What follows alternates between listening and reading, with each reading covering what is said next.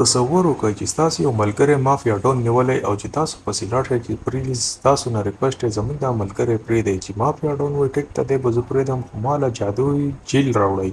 چې دا ملګری ورته وایي چې ټیک ته موږ به تا له جادویي جیل راوړو دا مافیا ډون ورته وایي ونه تښتئ ګورې خیر به یو نه وي دې کې دا درې واړه ملګري روان دي دا یو ملګری ورته وایي چې د دې باره کې نقشه د یو جنۍ سره ده د هلک چې جنۍ پسې چې دوی لاړ دی چې دا جنۍ ویني چې دا جنۍ خو د څو ورځو نه زما په خوبونو کې راځي او دا خو اخکه جنۍ ده دا جنۍ ورته دا نقشه وښایي خو دا ورته وایي چې دا به زه تاسو له په یو شرط درکوم چې تاسو ما د ځان سره بوځئ دوی د ځان سره دغه جنۍ هم راولي دوی په یو لانچ کې رواني په سمندر کې په دې کې یو کس وغه چې ناکاپ پوشي نقاب یې اچولی دا جنۍ چې خپل کمپاس ته وګوري ګړۍ ته دا ګړۍ چارو طرف ته کمپاس چورلي دې ته پته ولګي څه ګړبړي ته په دې اوبو کې په دې اوبو کې یو غټ غونته مګرمچې چې هغه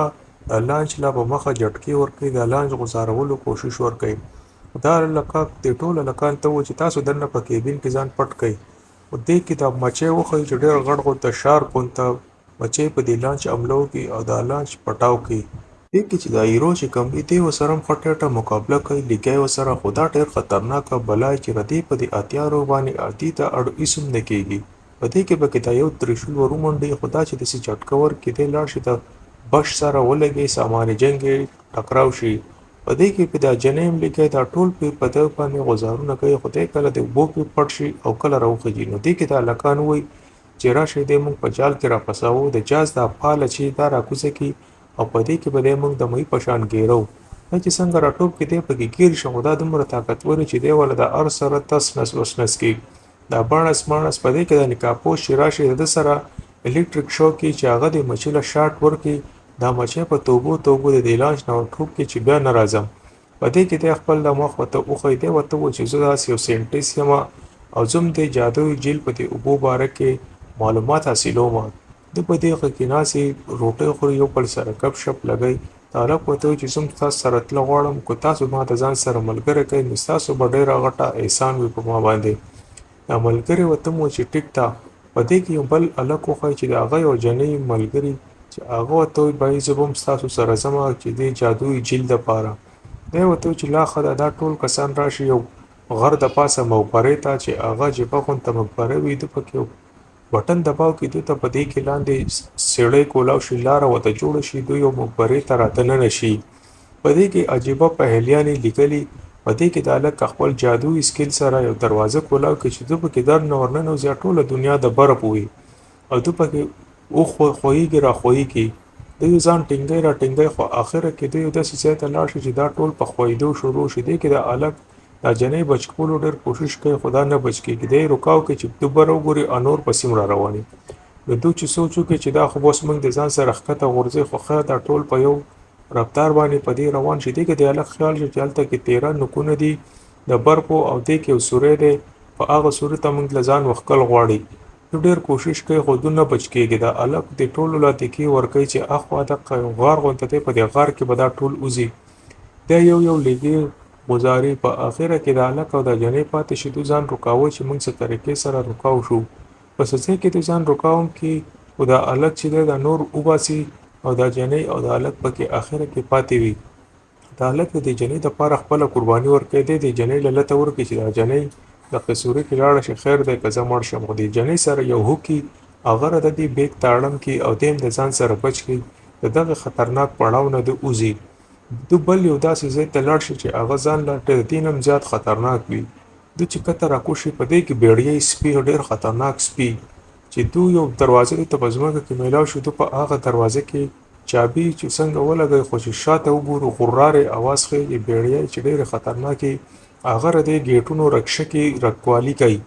دوی د هغې سره مقابله سټارټ کړي خو دا په ډېر زیات وي د حد نه زیاده دوی سره ښه ټټه مقابله کوي دا سپیان دا ډو ختمیږي نه په دې باندې د پاس یو بل دروازې چې دوی راشي په دې دروازې د طریقې سره به موږ د دې ځای نه وتښتو هغه کې د ونو زیلې چې هغه راښکته شوي دوی پکې بره وروخیږي خو چې بره سر ته څنګه ور وخیږي نو دا رسۍ چې کمې وي دا په دوی باندې وشلېږي دوی واپس دقې غار ته راښکته لاړ شي نو دې سره دا لرګي ماچي او په دې کې رڼا شي دا سپي داسې ادمخوران سپي وي چې په دوی دا رڼا لګي دوی دې رڼا نه تښتي ځان وباسي نو ده ته پته ولګي چې د کمزوري چې ده دا نور دی دوی نور ته نشي ټینګېدی دا سپي دوه سره مقابله کوي خو دا سپي نږدې نشي راتلی. دا هلک په دې هوک کې را ځي له پساو کې او د دې سوري نه بره وخیږي چې راځئ د دې ځای نه ځان په څه طریقه باندې وباسو. خو په دې کې یو هلک پاتې شي کته د باندې دا سپي حمله وکړي دوباره نه پې شروع شي ولې چې بره پنور باندې سپوږمۍ راغلی وي هغه وریځو پټ کړی وي. دیم په رسۍ باندې ځان بره څه طریقې سره خیجی بیا بره ختو کې وخیجي کامیاب شي. دا جنۍ ډېره خوشحاله شي او دله غاړه ورکړي. دا جنۍ دوه خپل کور ته واپس راشي. دا جنۍ د ده دا کمیس چې وګوري په ده باندې یو سترګه شانتې نشان وي چې دغه نشان په دې جنۍ باندې هم وي او دا د دوی پلار او زړه نښانونه چې کوم وو هغو داسې مقبرې ته تللي وو. دا ته ده ته د شیطان د طرف نه یو بدعا غونته شوی یو قرض غونته لګېدلی چې دا د دې بچو ته به هم وي او د هغو بچو ته به هم وي چې دا یو داسې نشان دی چې دا دومره په اسانۍ نه ځي او دا نشانونه چې په دوی راغلل دوی 50 سال نه مخکې مړه شو د دوی زندګیانې ختمې شوې او د دوی چې څومره بچي دا قرض په هغو ته هم وي په هغو باندې به هم دا چل وي بچي به 50 کال نه مخکې مري دوی دوباره بیا راشي اخري ځای ته چې په کوم ځای نه دوی راتښتېدلي واپس د کوشي دې پرې لولې چې لاندې دروازې د مقبرې ته تلو د پکې زر چابي ورکړي او دغه لاندې ګیټ ځان ته چالو کړي چې مونږ د لاندې مقبرې ته لاړ شو او جادویي جیل راوالو. د چې رادن نشي نو په هغه کې داسې یو ځای چې د اور د په طریقې باندې پېټرول باندې چې د پوره مقبرې ته اور لګولی شي. د چې کله هغه نشانونه تازه کړي نو په هغه کې عجیبه په اهلیانې کو چېرې د په غلط ځای خپه کېدی نو د هلک په یو ځای کې خپه پې کېدي بوت غونته وړقېږي ټول بوتونه پړقېدو شروع شو په دو پسې تیرونه راشي. دو ځان د تیترونو نه څه په مشکله بچ کې خو دو ته مزید نور مشکلات هم مخې ته پراته وي چې دو پسې چاړې غونته راشي دو ځان د دې چړو نه هم په څه طریقه بچ کړي او دغه جادویي جیل پسې ځي.